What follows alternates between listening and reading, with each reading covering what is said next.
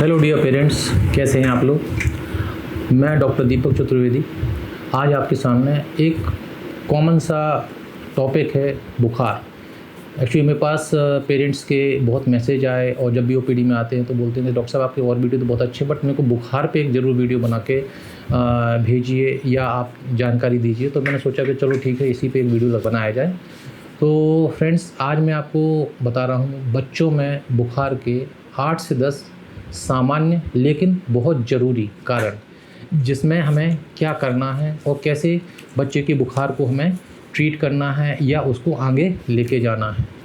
और इन सब कारणों में एक मैं कारण आपको ऐसा बताऊंगा जिसमें हमें बहुत कुछ करना भी नहीं पड़ता। तो इस वीडियो को लास्ट तक देखिएगा। सबसे पहले मैं आपको बताता हूँ फ्लू एक ऐसी बीमारी है जिसको बोलते हैं वायरल हो गया। इसमें क्या है, कॉमन से सिम्टम रहते हैं, फीवर है, हल्की फुल्की सर्दी खांसी है, बच्चा हरारत है, मलेज है, मतलब कि अनमना से बैठा हुआ है। तो ये सिंपल एंटीपायरेटिक और सपोर्टिव मेडिसिन से ठीक हो जाता है। इसमें हमें किसी प्रकार की एंटीबायोटिक नहीं देनी पड़ती है। इसके बाद अगर बच्चे को सर्दी खांसी हो रही है, साथ में फीवर आ रहा है और शरीर में रैसेज हो रहे हैं, तो अगेन ये वायरल इलनेस ही होती है। अब वायरल इलनेस इसमें एक तो आजकल बहुत बच्चों में हो रही है जिसको हम बोलते हैं हैंड फुट माउथ डिजीज़। तो इसके नाम से ही इसके रैसेस का प्रेजेंटेशन होता है। हैंड मतलब हाथ में रैसेस होते हैं, बड़े बड़े से गोल गोल रैसेस होते हैं। फुट मतलब फुट में होते हैं, माउथ मतलब मुंह में होते हैं, कभी कभी बटक्स पे भी पाए जाते हैं। और अच्छी बात ये होती है कि ये रैसेस क्लियर हो जाते हैं 5 से 8 दिन में। ये एंटीरो वायरस होते हैं या कॉक्सेकी वायरस फैमिली के कुछ वायरसेस होते हैं, एओबी, उनसे ये बीमारी होती है। इसके अलावा मीज़ल्स, जिसमें बारीक बारीक से रैसेस होते हैं, ये भी अगर मीज़ल्स एक वायरस है, उसमें मीज़ल्स की डिजीज़ में भी ये फीवर विद रैश हो सकते हैं। इसके बाद चिकन पॉक्स, सभी ने सुना है, छोटी माता बड़ी माता। तो अगर बच्चे को शरीर में फुंसी हो रही है, उनमें पानी भर रहा है और बहुत सारे पूरे चेहरे पे है, पूरे फैल रहे हैं, अचानक से बड़े हैं, तो ये चिकन पॉक्स है। चिकन पॉक्स का इलाज एंटीवायरल मेडिसिन होती है, वो आपको डॉक्टर से दिखा के और उसका इलाज करवाना है। तीसरा कारण है, अगर बच्चे को फीवर हो रहा है, बच्चे को वॉमिटिंग हो रही है, बच्चे को पेट में दर्द हो रहा है और बच्चा साथ में लूज मोशन हो रहा है, तो मतलब ये सिंपल सी बात है कि बच्चे को पेट का इन्फेक्शन हो गया, जिसको हम बोलते हैं गट इन्फेक्शन या डायरिया भी बोलते हैं। इसमें भी आपको सिम्टोमेटिक मैनेजमेंट करना पड़ता है और धीरे धीरे बच्चा ठीक हो जाता है। अगर इन्हीं सब सिम्टम्स के साथ बच्चे को पॉटी में ब्लड आ रहा है तो इसको हम लोग बोलते हैं डिसेंट्री।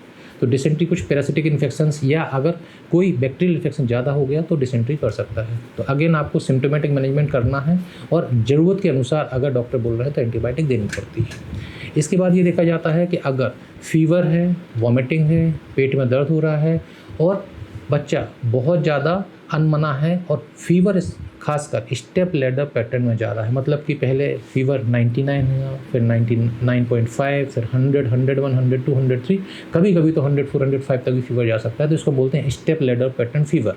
ये होता है टाइफॉइड में। तो एक करेक्टरिस्टिक फीचर होता है step ladder pattern fever in typhoid. Typhoid एक बैक्टीरियल इलनेस होती है जो कि खाना पीना अगर बच्चों का बाहर हुआ या दूषित खाना पीने में वो बैक्टीरिया बच्चे के पेट में चला गया तो ये इन्फेक्शन कर सकता है। तो डॉक्टर से मिलिए, डॉक्टर इसमें एंटीबायोटिक प्रिस्क्राइब करते हैं और बच्चा पूरा ठीक हो जाता है। टाइफॉइड वैक्सीन भी कराना पड़ता है, उस पर मेरे अलग से कुछ वीडियोज़ हैं, उनको आपको देखना है। अब इसके बाद मान के चलो कि बच्चे को फीवर हो रहा है, बच्चे को पेट में दर्द हो रहा है, बच्चे को वॉमिटिंग हो रही है, बच्चे को हेडेक हो रहा है और खासकर आँखों के पास दर्द है, आँखों के पास सूजन है, शरीर में सूजन हो रही है।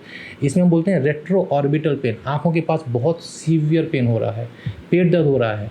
तो ये सिम्टम होते हैं डेंगू के। डेंगू में जो पेट दर्द है वो इन्फेक्शन के कारण नहीं है, वो उसको डिहाइड्रेशन के कारण हो रहा है। ऐसे बच्चों में बेसिकली डेंगू की 3 फेज़ होती है, मैं उसमें डिटेल में नहीं जाऊँगा।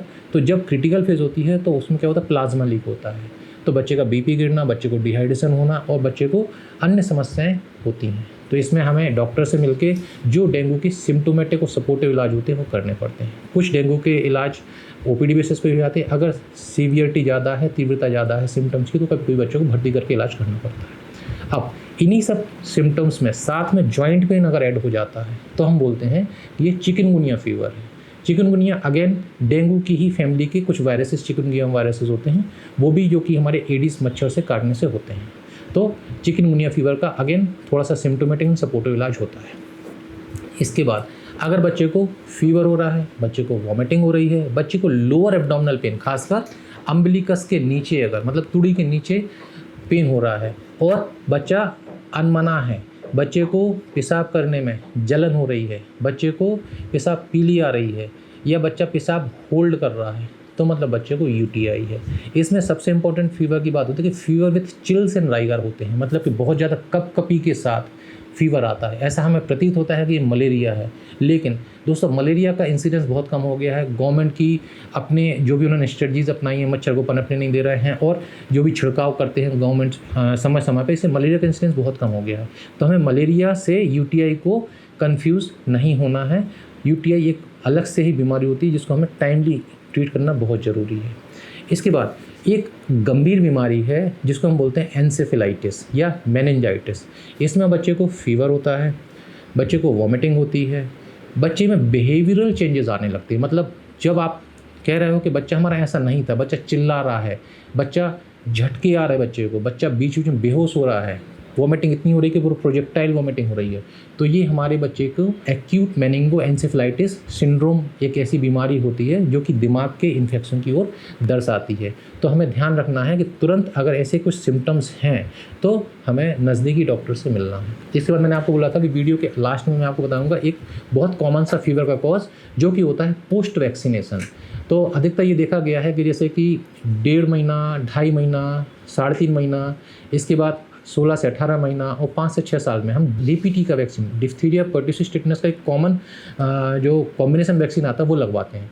तो इसमें जो पर्ट्यूसिस होता है, पर्ट्यूसिस में जो ए सेलुलर कंपोनेंट है वो तो अच्छा, बट अगर होल सेल वाला कंपोनेंट लगा रहा है तो उसमें कभी कभी बच्चों में फीवर आता है।